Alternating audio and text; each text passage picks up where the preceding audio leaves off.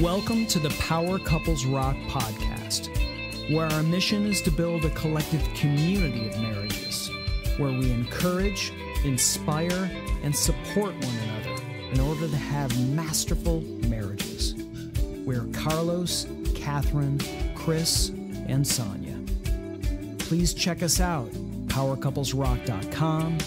Follow us on Facebook, YouTube, Twitter, and Instagram. We believe that one of the most amazing legacies we can leave in life is a great marriage. So we hope you'll listen, learn, and love the conversation. Let's power up. Good day, everyone. This is Carlos Green with Power Couples Rock, and I'm joined by my beautiful wife here, Catherine Green. Catherine, say hello to our audience. Hello, Power Couples. What's up? Hey, we are here at the UCBA Weekend Experience here in Columbia, Maryland, and we're having a ball. So this is a special edition that we're having today.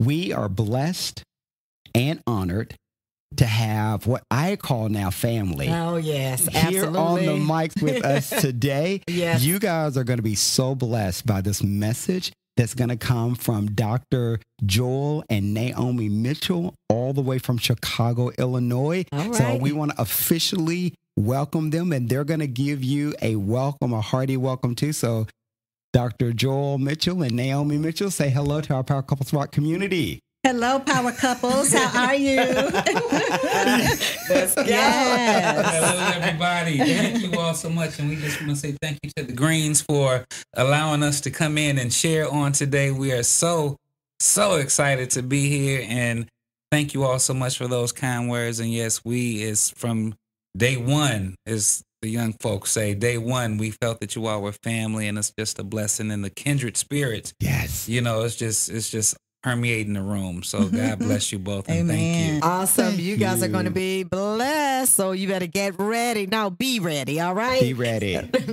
You can already feel the energy in the room. Yes. And from the first time we met them, which is a couple of days ago, this kindred spirit, like you said, Yeah. Dr. Joel, this kindred spirit that we actually have together. But we'll get into some things that we have in common that I definitely want to share on the podcast. Definitely. But we want to know, and I know that our community wants to know about you all and how you actually met and when you guys got married. Wow. You want me to start back? Go ahead, babe. Thank you. Well, Naomi and I, we met back in 1995. And so we actually met at church. Mm-hmm. And so Naomi was actually a member at the church, and I came along. She actually grew up in the church that we attended. And so I came and I joined with this church shortly after I graduated from college. And so we met each other there, and we became, after a period of time, you know, we'll get into that maybe later, because I was really, really raw coming into the church, and Naomi at the time had been in the church and she had been cultured, and so I'm just this guy kind of coming in, and so we developed a great friendship over time, and we became prayer partners. And I don't think we didn't date in the conventional sense of the word, whereas like I asked her out on a date because I just respected her so much, and I respected her walk so much, because a lot of people say that they, you know, believe in God and they're doing this and that, but her walk just, you know, it blessed me. And so what happened was, as opposed to me being attracted to Naomi and wanting to date Naomi, I actually told her I wanted to have the kind of relationship with God that she had. Oh, wow. And that's what attracted me to her. And so, although she was beautiful and all of those things, hallelujah. Let's get that straight. Right. But I ain't that holy. But no, it was, I just had the utmost respect for her and her walk with Christ and everything that she was doing. And so we became great friends. We became prayer partners. We worked on several ministries together. And then over time, just by the sheer fact of us spending so much time together, a relationship just kind of formed and developed. And so it was just really a blessing. Well, that's amazing. You had said that you looked at her life and you looked at her walk and you wanted to emulate her walk, or you wanted to be like her in her following of Christ, which is, again, unconventional because a man would say, no, she's beautiful, but I'm going to still do what I'm doing and we'll make this thing work, and she'll actually conform to the ways that I'm living at this point. No, she had definitely some boundaries set up and some goals and values that she held dear, which made me respect her even more.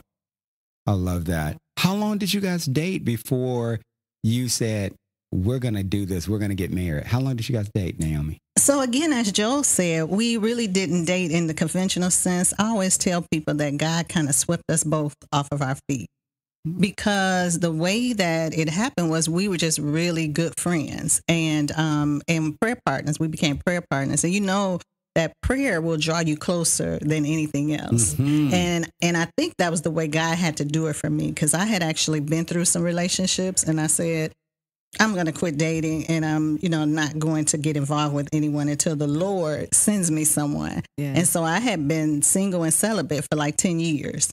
And so I wasn't expecting him to come, right, in the way that God sent him. And so when he came and we became prayer partners, we had a soul tie, a spiritual tie through prayer. And I think God allowed that, right? Because I wouldn't even pray with men because I knew what that meant, but we were on the same ministry. And that's how that happened. So we were praying and fasting together. And so when that happened, in fact, we were praying for each other a mate. Oh, wow. What? Really? We really were, And so Joel will tell this story. It's so funny because he said to me after we had been friends for probably about 2 years, he said, my feelings are beginning to change. Check this out. I really don't want to, kind of be around you and pining over you and being in the friend zone, and you're thinking we're just friends. So I want to be fair and tell you that my feelings are starting to change. And out of my fear and out of my past experience, I said to him real quick, I said, mine haven't. He said, after I picked up my face off of the floor, he said, okay. He loves to tell that story. I love it. And finally built up the courage to tell this woman that I've respected and admired. I'm like, nay, my feelings have changed. And she looked at me and said, mine's not. I like that. Talk about crush. Because men, when they're doing that, they're like, okay, I'm telling this narrative, I'm telling the story. I just don't want to be rejected. That's right. That's my biggest fear, is being rejected. Yeah. How did you handle that after she said, no, mine has not changed? Yeah, I was broke, but I was cool. Yeah. And so what I did was, after I picked my face up off the floor, I said, well, Naomi, then we can't continue to spend as much time together as we're spending. Because if we continue to spend time together like this, my feelings aren't going to do anything but grow even more. And that's the point that Naomi was saying. I don't want to be secretly pining, like in the friend zone, like this best friend, like I didn't have any real, like, emotional feelings for her. And so I said, this is going to have to, not for us not to be friends anymore, but we can't continue like this, because we were going out together. We would go get a meal together. We would go to the show. So it was kind of like we were dating, but we didn't look at it like that. We were just spending time together, hanging out. And so the Lord blessed us. So we were, platonic friends, because she was practicing celibacy. And then I think in that point in my walk in 1999, I started practicing abstinence. And so we got married in 2002. So it was like, that wasn't even an issue for us, which blessed us, because that allowed us to really get to become friends, because we didn't have the sexual piece kind of muddy in the water. And so we had a spiritual connection, but we didn't have the soul tie that comes, from a sexual soul tie. Yes. And so I guess we continued to spend time together. Yeah, I was gonna say, when did it change for you? When did it change for you? So we didn't spend as much time, and so I missed my friend. So I started asking God, why did I feel this way about him? Like kind of letting down my wall, right? And so I started telling God, I'm feeling a kind of way about missing him. And barring you coming down here yourself telling me that this is the man you have for me, I'm not going. So I went on a business trip to Rochester, New York, and I spent that whole weekend fasting and praying and just on my face praying to God to show me, because when I get married, this is for life. Come on. So I just do not want to go and make a mistake, and I really need you to show me. So I am in the hotel room in Rochester, New York, and I'm crying and praying and fasting, and the Lord said, I hear the Holy Spirit saying, get up and go down to the gift shop. Okay. So I get up, go down to the gift shop, and I start looking around, and I'm like, what? And keep looking. And I look on this shelf, and on the shelf is this rock. It's a rock, a cement rock, and on the rock is printed YES. Wow. One rock. It was not like multiple rocks. It wasn't another one that said no for a set. It was one rock that said yes. And I was floored. Because that was your confirmation. That was my confirmation. And God knew that was the only way that I was going to say yes. So you called him and said, I didn't, because I was scared. That was so shocking. I was like, really? But God will confirm, and reconfirm his word, And because God cares about the things that we care about, even to the smallest detail. And if you wait on God, God is faithful to do just as God promised. Yes. So I knew that he was still praying, right? So he picked me up from the airport. And when I got in the car, I had this kind of funny smile on my face. I wanted to be like, and so I just held the rock up like this. And we both just started crying, like bawling, like, wow, we knew it was God, And beautiful. Isn't that amazing? Yes, I still have the rock. amazing. You do. I still have the rock. Memory. Yes. And it is the thing that has kept me in our seasons when I thought early in our marriage when we made a mistake. Maybe I made a mistake, when you're trying to get together. God, was this you? Or when we're arguing or upset and the rock is right there so we can see it. Yes, this is God's plan for us. That's his promise to you. His promise. Yes, it is. That's his promise. His promises are yes. Yes and amen. Right? Yes. And so whatever it is that we're going through, we know we can get through it because this is God's promise, so it didn't matter. And so isn't that amazing? It's so amazing. So you can overcome any of your trials and testimonies because you continue to build your foundation on the yes and amen yes on and the rock. Yes. On the rock. You guys are a power couple that rocks. Yeah. See? We rock. See? Yes. Amazing. And that's really one of the things as we get ready to transition even into talking about that, like we were saying last night, when we presented at Eusebia and we talked about our presentation in terms of Shatterproof, when we said we thought we had checked all of the boxes. So walk us through that, because I thought that was very enlightening. And I know that our listeners would love to understand, walking us through the checklist, and then we can get to the resources that you all have available for our listeners. So as we've already stated through our story, we thought we checked all of the boxes. We were both Christian. Check. Naomi was practicing celibacy, literally celibacy. Check. I had been practicing abstinence for 3 years. All right. Check. We're both, serving in ministry. All right. That's a check. Check. And we're now, we're Sunday school teachers, BTU teachers. I'm on trial to become a deacon. And then once we get to this place, we have been praying and fasting and praying and even doing premarital counseling. Check. That's a double check right there. Check. Premarital counseling. And even as we were the day of our marriage, the day of our wedding, we're walking down the aisle. Babe, you good? Right. You still want to do this? What? All the way. What? Like, just really wanting to make sure that we were in the will of God because we knew that this was a lifetime thing. And so that's why I said we just knew we had done everything right when we had our wedding.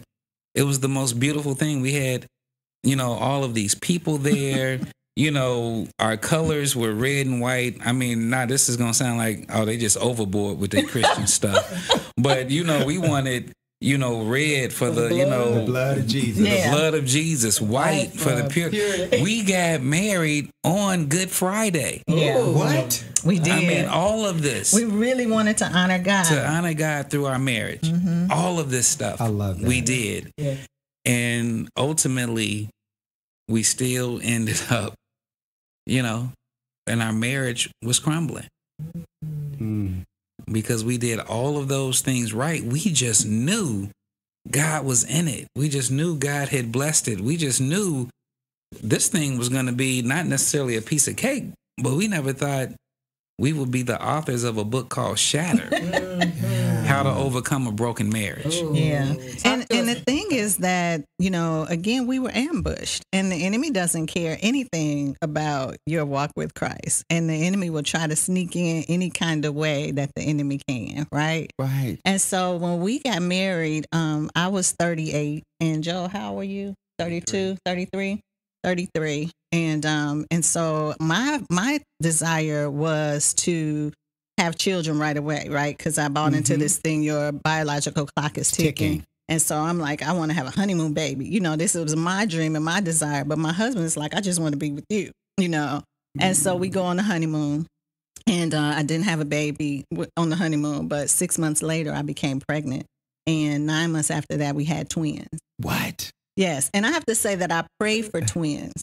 Because as I was getting older, I realized I was like, oh, I need to do a quick work and I want 4 babies. Lord, give me twins. Wrote it in my diary and everything, but I forgot about it until the doctor actually told me in the doctor's office that your HCG levels appeared that you are having multiples. And I was like, oh, wow. Wow. And so, again, God is faithful. And He so, is. right? And so anyway, we had these 2 babies, and the fact that we had 2 babies, everything was happening so quick for us.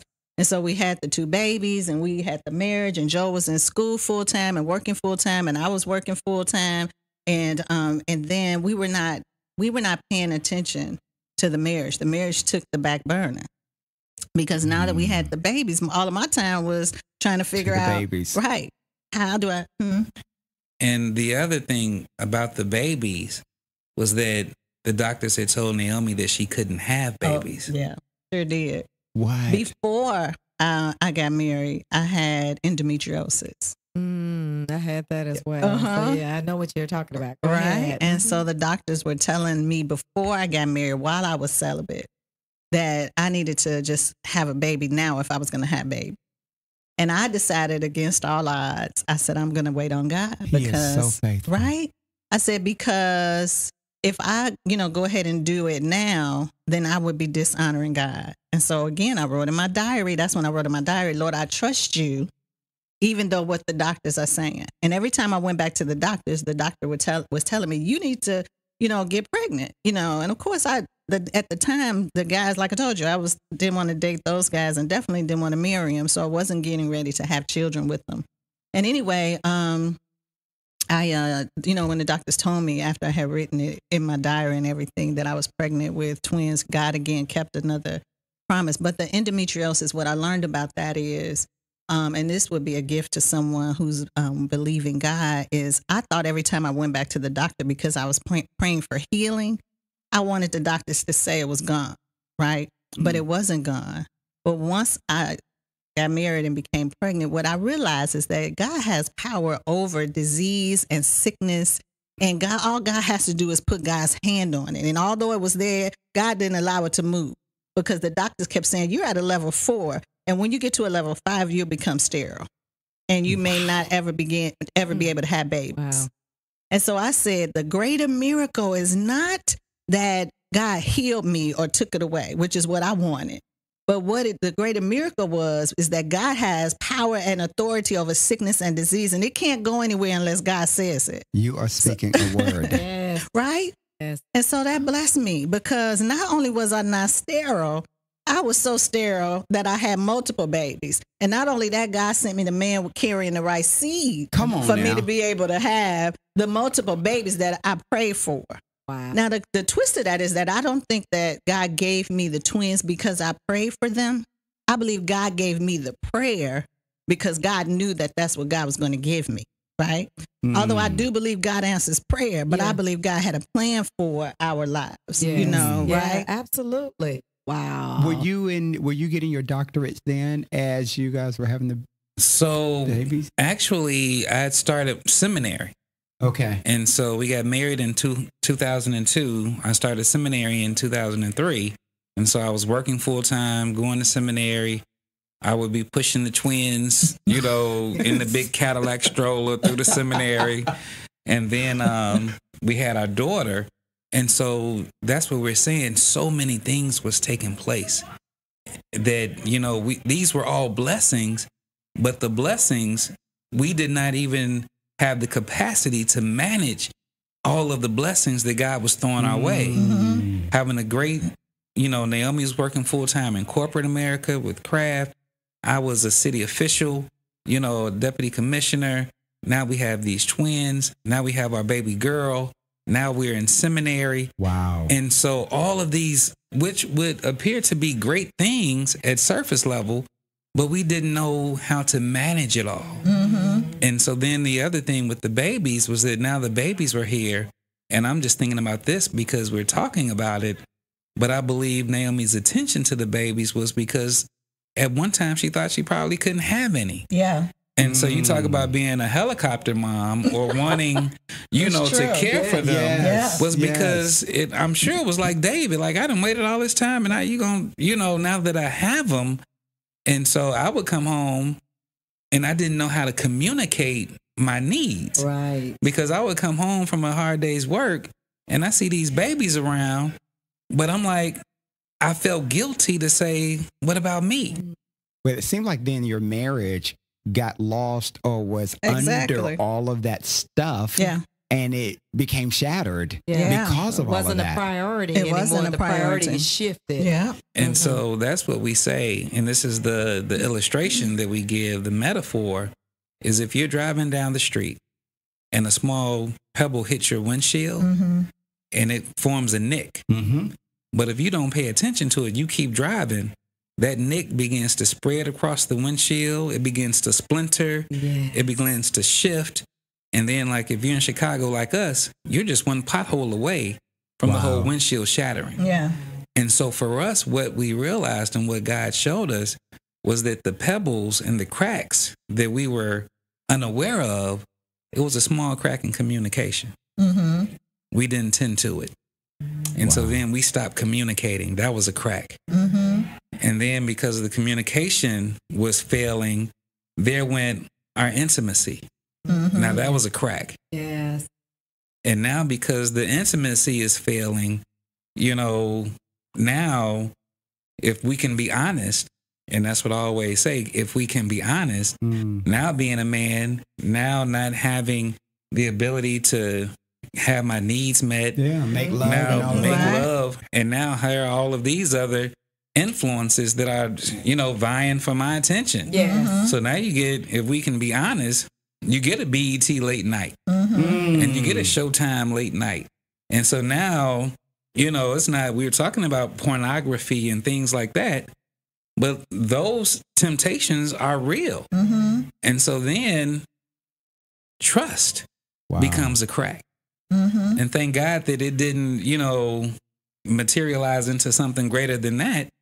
But if you have any type of temptation or lust that kind of drives you away, those things become cracks. We weren't talking about it. And then we weren't being intimate. And so all of these things are swirling around beneath us.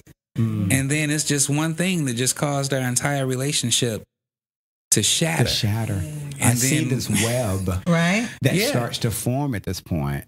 So is that where you guys came up with your resource here called Shattered? How to Overcome a Broken Marriage? Yeah, absolutely. Who started that process of writing this, or where did the inspiration come from, or when did it come from the Lord?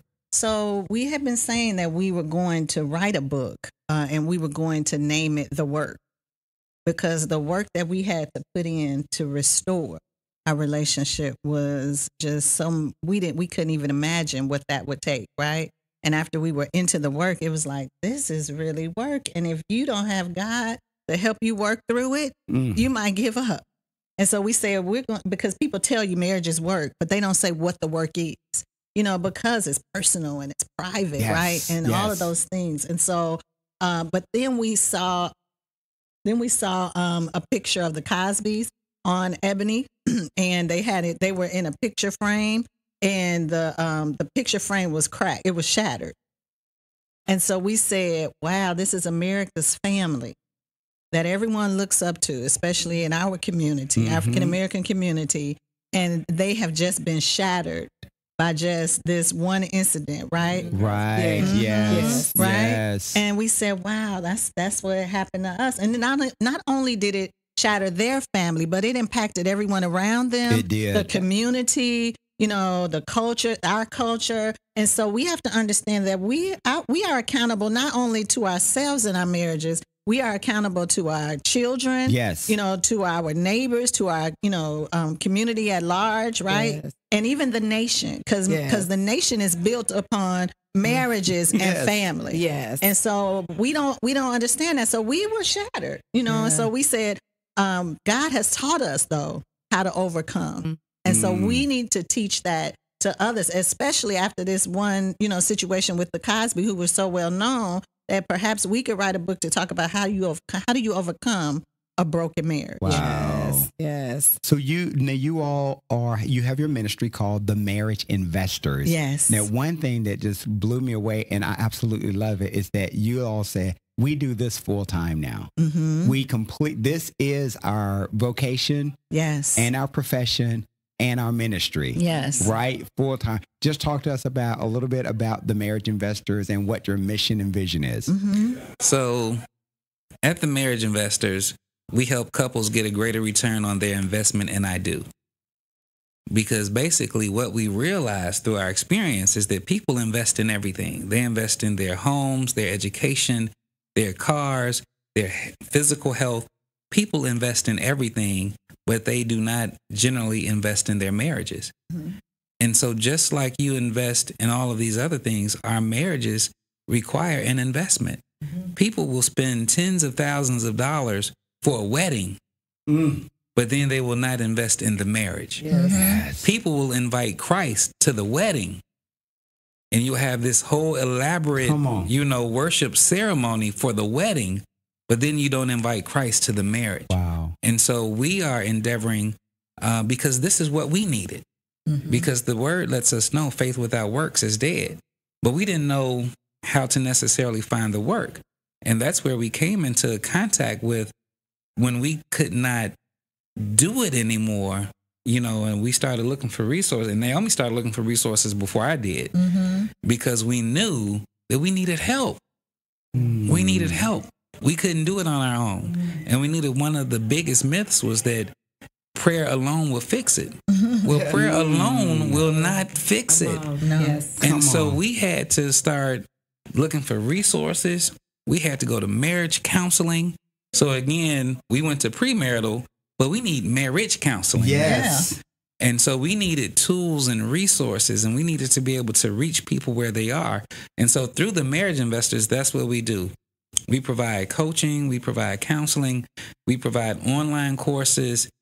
We have been fortunate to be able to travel to places like Eusebia and Maryland when we're from Shy City. But we've come over here to be able to meet and minister with such a great group of people who are like-minded. And that's what our mission is, because we believe that healthy individuals create healthy marriages. Healthy marriages create healthy families. Healthy families build strong communities, and healthy communities help build the kingdom of God. And that's what we're here to do. Well, tell our listeners how they can get in touch with you and get this information, and that way They can go to they can come to us, but we want them to go directly to you. So tell us how they can do that. Well, and we definitely appreciate it because we believe we're all in this space together. And so you can visit our website at www.themarriageinvestors.com. You can reach out to us via email at contact@themarriageinvestors. All of our social media handles are The Marriage Investors. So you can reach us Facebook. The gram. My kid's not listening, so I can say the gram because if I say that to them, then Dad, really, you doing that?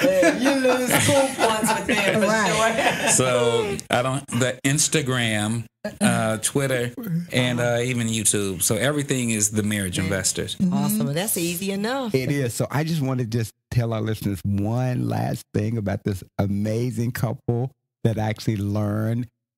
Dr. Joel Mitchell and I actually walked into the hotel and I saw this blue shining light that he was wearing. And I was like, do you know anything about A. Langston Taylor, Charles I. Brown, Leonard F. Morris? And he was like, oh, yes, my brother. So Joel and I are actually fraternity brothers. Yes. Blue Phi Beta Sigma. You know. All right. So, so when I saw that, I was like, okay, that's my first time meeting him, but he's going to be on our podcast. Yes, absolutely. Right. We'll let you guys have that for now. Thank you. I appreciate that. Well, But this has been great. Yes, thank you guys for joining us. We appreciate that. And we want our listeners to know that you're going to get powered up. So let's get powered up.